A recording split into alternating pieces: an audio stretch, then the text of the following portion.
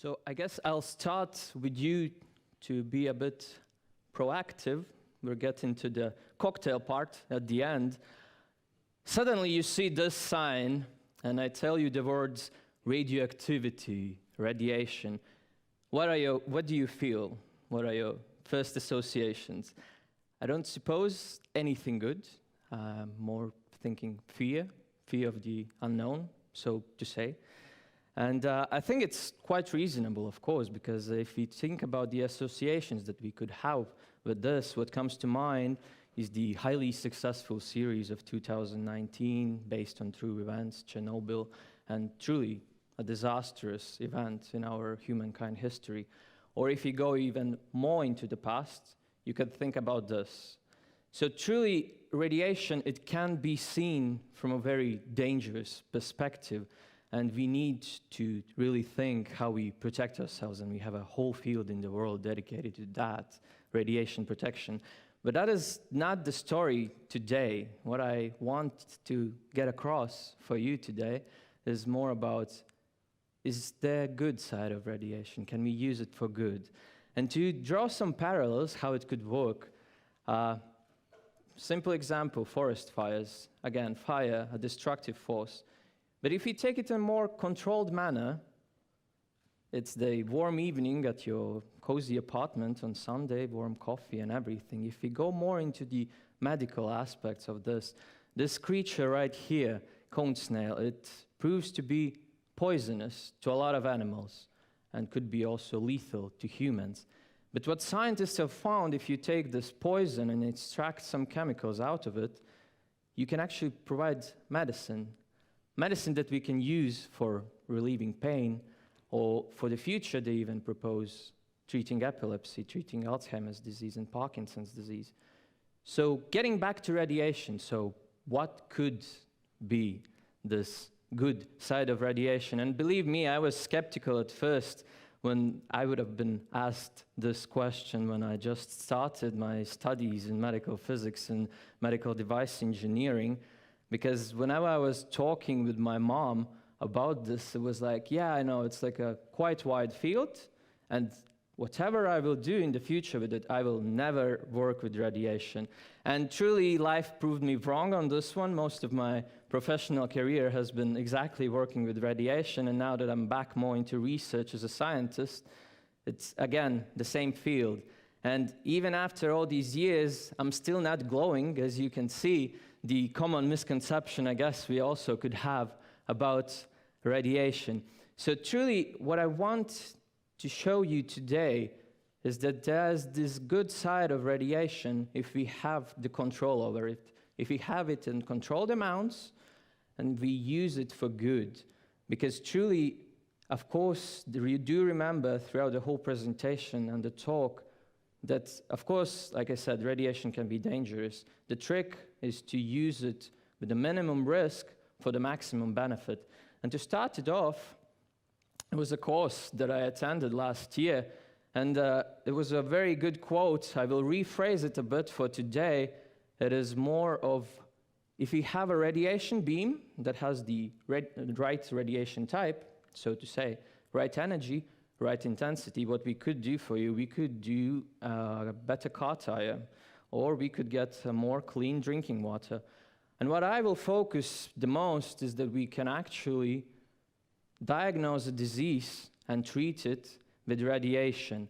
And truly there are a wide array of other uses, but I'll focus mostly on this, how radiation can become a tool in doctor's toolbox of the what he has in his range and his arsenal. And truly, what I'll focus the most is the cancer. And just quickly, cancer, so it's the uncontrollable growth of cells, and it's the incorrect DNA there. So the cancer is something that first we need to diagnose, and to find out where it is and how it functions. And the other aspect is treatment, which I'll focus the most. Treatment, three main pillars how we do that, but I'll focus mainly on radiation therapy here.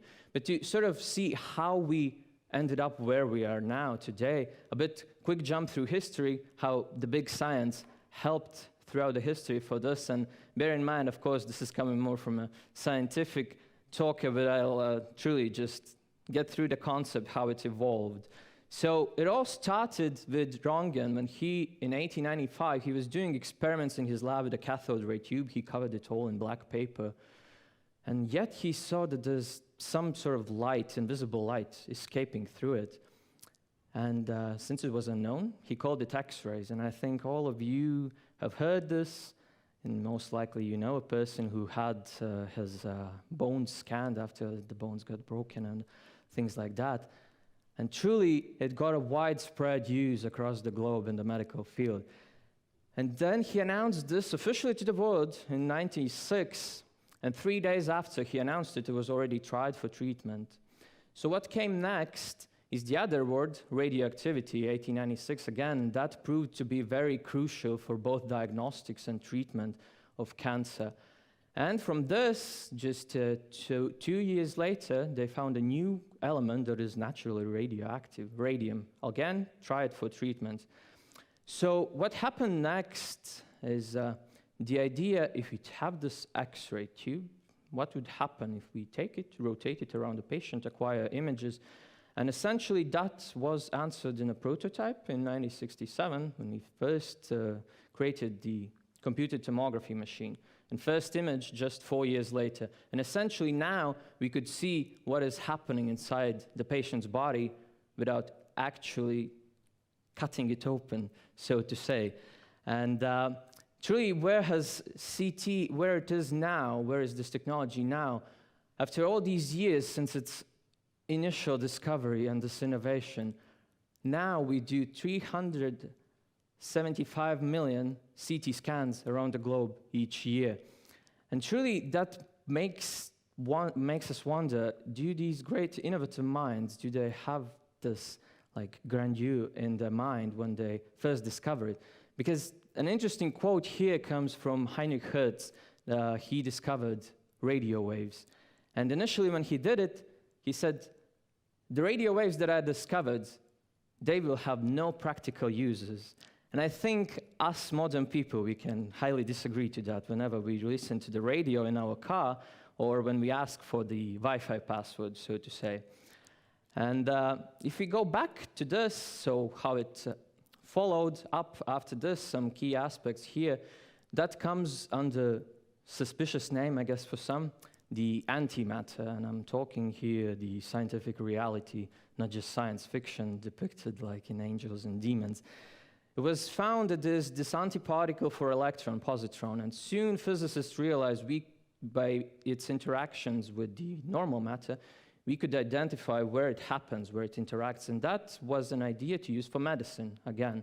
And so they discovered elements that produce these positrons, the ways how to produce these elements, and then they tried to inject these as pharmaceuticals in patients again, and this was the first positron emission tomography-like exams, a crucial tool that we use in nowadays modern medicine to see what the cancer truly is and how it functions. And to end up the story on the treatment part, so another great physics discovery, if we don't look at X-rays, we have particles. They essentially stop at some certain depth, the Bragg peak. And then around 40 years later, this physics idea became, hey, we could use it for medicine. And truly, this idea, it still stands as the backbone of proton and ion therapy that is used around the world. But of course, it went later into technological developments for this. And the picture of the clinics back then, so it was X-rays and it was the radium. But it wasn't that good for the deep-seated tumors. So what they did, we invented cobalt-60 treatment machines. And then came the workhorse, I think, of the modern radiation therapy, linear accelerator. And truly, that is something that when we added it to rotate around the patient, shape the radiation beam, image the patient, it is where we truly stand at a modern therapy these days. And if you think about it, that just a bit over 100 years was this first discovery of invisible light, so to say, the X-rays. And then came the boom when we introduced the computers in this field. Truly, we came from, in just 30, 40 years, we came from just shaping like cube-shaped radiation in the patient to truly sculpting the radiation to perfectly match it to the cancer of each individual patient. So truly where we stand now is that I could show you tons of acronyms, and I'm not going to go into them. We just love acronyms in our field.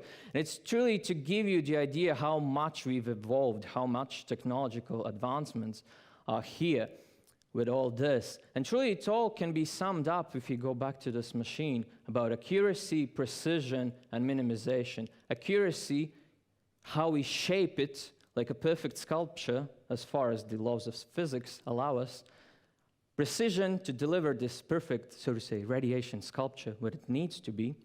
And minimization, because like I said in the beginning, the idea is to use as minimum radiation to get best effect, be it diagnostic image or cancer treatment. But truly then going in the initial title, the future of it all, the cocktail of it all, is, and to spark your curiosity on this topic and like science in general, because I think when we ask what could be done for the future, I think it's truly where the great ideas arise. And the first thing here is the grim picture that the cancer statistics, it's ever growing, and predictions do show that this trend will continue. What helps us truly is that we have a brighter outlook with all these technologies, because we have ways to early diagnostics of cancer, and all these technological developments, not just in radiation therapy, but also chemotherapy and surgery. And all that truly helps us look for a brighter future.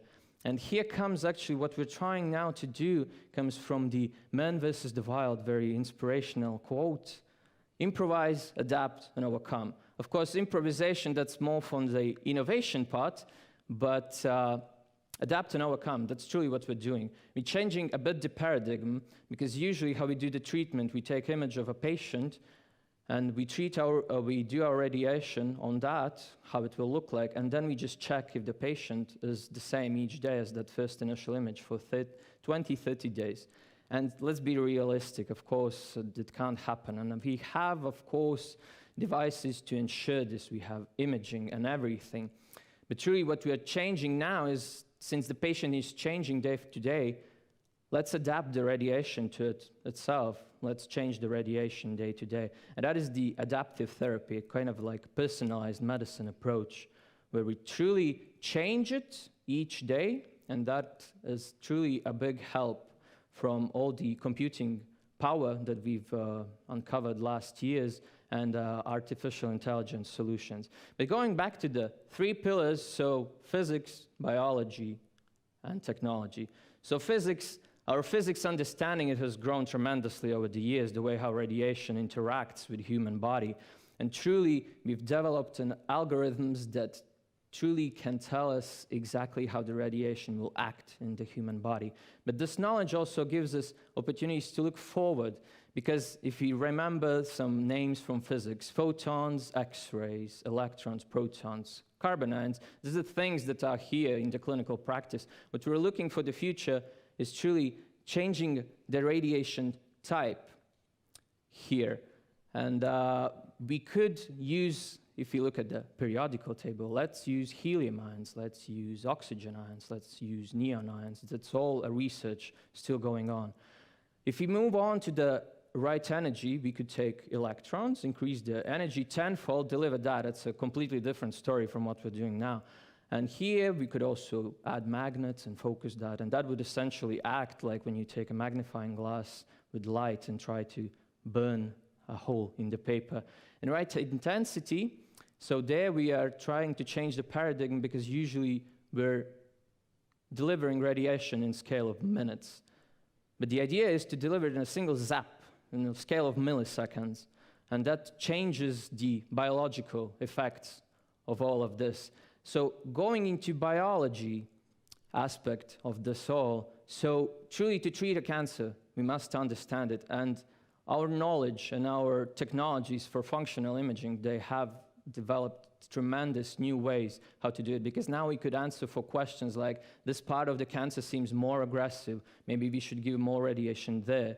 There is not enough oxygen in that part, maybe we should deliver more radiation there again, or we can change the particle type altogether. different radiation type to treat that. And also, maybe, just maybe, the ideas that have been arisen in medicine is also we could not treat the whole tumor, not irradiate the whole tumor, we could just hit some crucial parts and we would get the same clinical effect. And changing the whole picture altogether, I'm talking here about delivering radiation from outside. What if we do it internally? That's a thing that has been also in the picture for some time, but it's coming again with all the technological advancements for the future, is essentially you take some radioactive element, bind it to a biological molecule, and that molecule essentially it acts like a key. And that key is searching for a lock, and that lock is the cancer. So essentially when it finds the lock, then you irradiate the tumor from there. And that is truly a wonderful opportunity to work for chemists, physicists, and biologists to find these elements, to find these keys, and most importantly, to find these locks on the cancer, because truly we are more thinking now not just how it's the physics of radiation, how it interacts with the tissue, it's truly the biology. It's changing truly the perspective of how we see things here. And lastly, technologies, of course, because all these ideas, they must be delivered. And that is where technologies and engineering comes into play, because sometimes it can be said, okay, physicists and maybe clinicians, they can come up with various interesting ideas, but truly it is up to engineers to actually deliver this. And they have delivered. They've joined technologies together, these accelerators with magnetic resonance imaging machines, with positron emission tomography machines, to give us new ways to treat cancers moving real time. Also to develop technologies to give this zap of radiation, to give this higher energy and everything like that. And that is actually a group where I work at CERN. It's when we look at the ion therapy, we need these ion therapy machines that can truly do all these new things and do it compactly and cost efficiently. So what you see from all this is I'm scratching the surface here altogether, and I'm just touching on the scientific aspects. But what I want to show you is that truly modern science, it's a growing field. It's a very lively environment, and we have like tons of young people there. And look at me, I'm still young, as at least I assume that I'm still young. But truly, science also, it's not behind some glass wall, like I think we could have thought some years ago. Because truly, science now, it's, I think, closer to society than ever. Because scientists and engineers and innovators, they want to share their knowledge. They want to share their passion, their skills for the benefit of society. And what was mentioned, I think, in the first block of presentations also, the beautiful thing that happens is the multidisciplinarity. When we have tons of people from different backgrounds, like I said here, physicists, chemists, biologists, engineers. It's truly where the great new innovations, they come from. It's this joint force of different topics. And example from that, from CERN, they developed a silicon chip for tracking particles. And that ended up in medicine, in computer tomography. They delivered first color 3D image. And the final thought that I want to leave you with is, if you go back again to the history, like I said, Hertz, he discovered the radio waves, and then he didn't truly believe that they will have any practical applications. But I think we all feel in our pocket, our smartphones, it's just a bunch of Wi-Fi's now and communication signals. I wonder if we could go back to the past and ask Röntgen when he discovered his invisible light. Would he believed that it would create billions of medical images these days? And truly, with this, I urge you to be curious, because see, these great scientific minds in their pursuits of understanding how our world works, they've developed phenomena that are later used by innovators to give us new technologies. And to leave you the final thought, a great citation from the great Albert Einstein: imagination, it's more important than knowledge, because knowledge is limited, and imagination, it encircles the world. So truly, be curious as your students here, be imaginative, and you might truly come up with some great new innovations, be it in the field of uses of radiation, or be it something completely else. Thank you.